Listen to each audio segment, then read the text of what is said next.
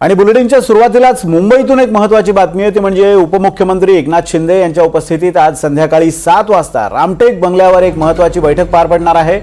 शिवसेनेचे मुंबईतील आजी माजी खासदार तसंच आमदार आणि नगरसेवक हे सुद्धा या बैठकीला उपस्थित असणार आहेत। या बैठकीत मुंबईतील शिवसेना पदाधिकाऱ्यांना सुद्धा बोलवण्यात आलेलं आहे।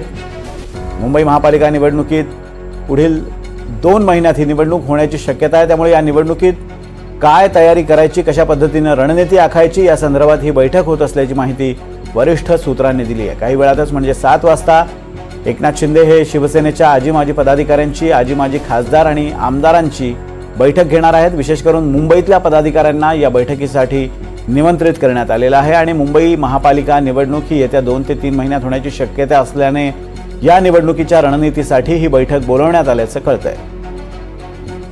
विशाल पाटील या संदर्भात आपल्याला माहिती देत आहेत। विशाल, महत्त्वाची बैठक आहे, मुंबई महापालिकेसाठी तयारी करण्यात आलेली आहे आणि त्या दृष्टीने ही बैठक होते आहे। इतर महापालिका सुद्धा याच दरम्यान लागण्याची शक्यता आहे। काय तयारी शिंदे गटाकडून केली जाते?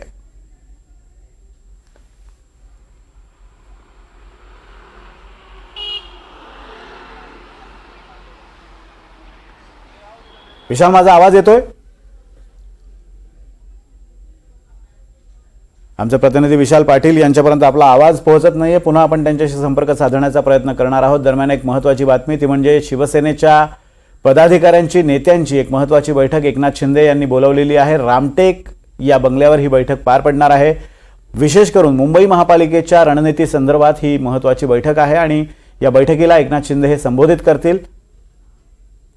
निवडणूक पूर्व तयारी करण्यासाठी ही बैठक बोलावण्यात आलेली आहे।